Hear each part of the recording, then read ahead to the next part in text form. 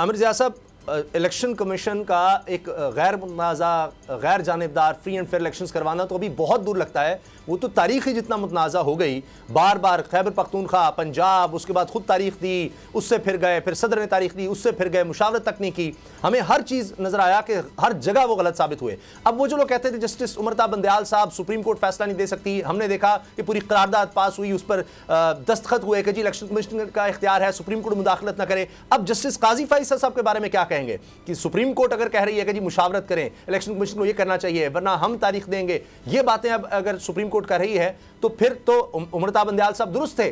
और नून लीग जो कहती रही कि जी सदर का इख्तियार नहीं है, ये अबूरी सदर हैं, या मैं सुन रहा था कामरान मुर्तज़ा साहब आज सेनेट में कह रहे थे, सेनेटर हैं जमीयत उलमा इस्लाम के, वो कहते रहे कि जनाब सदर को इस्तीफा दे देना चाहिए, जबकि खुद इन्होंने इलेक्शन एक्ट पास करने में किरदार अदा किया जिसमें यह था कि जी इलेक्शन कमीशन के पास इख्तियार होगा, सदर के पास नहीं होगा। आइन के खिलाफ खुद इलेक्शन एक्ट इन्होंने पास किया। तो ये सर आमिर ज़िया साहब क्या होता रहा ये सब?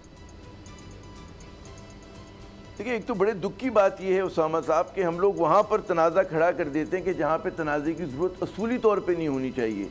दुनिया भर में इंतखाबात जैसे मामलात होते हैं ना, वो क्लॉक वर्क की तरह चलते हैं कि जी असेंबली डिज़ोल्व होगी, अगर अपने वक्त पर हुई तो इतने दिन में इलेक्शन होगा, ज़रा सा पहले हो गई तो इतने दिन में होगा। हमारे आइन में तमाम बातें लिखी हुई हैं। अच्छा, लेकिन यहाँ पे खुसूसी जो है सूरत हाल पैदा हो गई थी, और सूरत हाल इस वजह से थी कि हमारी ये मरदमशुमारी हुई और अब इंतखाबात को मरदमशुमारी के उसके बाद होना चाहिए था, हल्का बंदियों के बाद होना था। तो उसमें इस तरह की ताख़ीर जो थी वो मुतवक्को थी।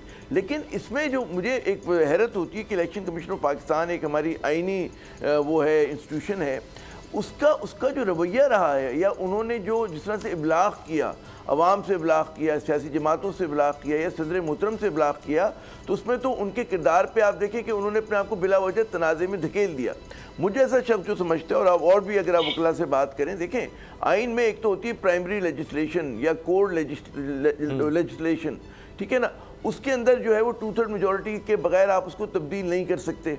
और वो आइन हमारा बड़ा वाज़ेह कि जी सदर मुमलिकत ने इंतखाबात की तारीख का ऐलान करना है और इलेक्शन कमीशन ऑफ पाकिस्तान ने इंतखाबी स्केड्यूल को जारी करना है। अब अगर आपने मतलब कोड लेजिस्लेशन छोड़कर आपने एक ज़िमनी इलेक्शन एक्ट बनाया और उसके तहत आप कहें कि जी वो जो आइनी किरदार हमने सदर को दिया था वो हमने उठाकर ECP को दे दिया, तो वो एक मतलब है एक क्वेश्चन मार्क होगा। और जब भी आप देखें कि उस चीज़ को करेक्ट किया आज सुप्रीम कोर्ट ने कि जनाब सदर से मुशावरत भी ज़रूरी है, सदर का एक उसके अंदर रोल बनता है, तो आप उसको मिन्हा नहीं कर सकते।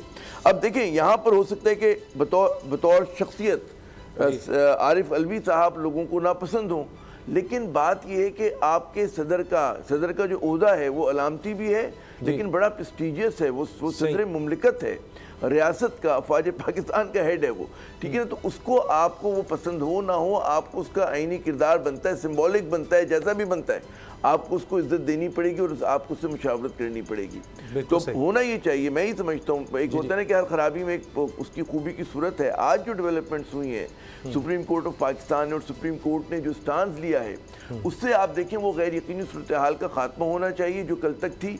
और कल भी अगर आपको याद हो, मैंने आप ही के प्रोग्राम में इस बात का तस्करा किया था कि इंतखाबात जो मुझे नज़र आ रहे हैं वो जनवरी के आखिर में, फरवरी के पहले या दूसरे हफ्ते में, क्योंकि और कोई मतलब है मारवाए आइन आप काम नहीं कर सकते एक हद तक। अब वो आप उस नहज पर आ गए कि इससे ज़्यादा अगर वो ताख़ीर करते तो फिर जी मार्च में आपके सेनेट के इलेक्शन होने, ठीक है ना। तो वो चीज़ें तमाम की तमाम आपको लाइन करने के लिए तो ये अच्छी बात है कि गैर यकीनी सूरत हाल का खात्मा हो। और अब जो है हर इदारा और हर शख्सियत जो है according to the law and constitution अमल करे। लेकिन एक बहुत बड़ा सवाल है, बस मैं एक दो लफ्ज़ और बोलूँगा, वो ये कि अगला चैलेंज जो है इलेक्शन कमीशन ऑफ पाकिस्तान के पास, जिसने इंतखाबात की तारीख का ऐलान करने में इतने तनाज़े खड़े कर दिए है ना, तो उसका अगला चैलेंज जो है और जो उससे कहीं बड़ा चैलेंज है कि हाउ टू मेक श्योर कि इलेक्शन जो हैं वो साफ, शफाफ और गैर जानिबदार तरीके से होते हैं। यहाँ से हम फिर कहानी शुरू करेंगे अगले राउंड में। जी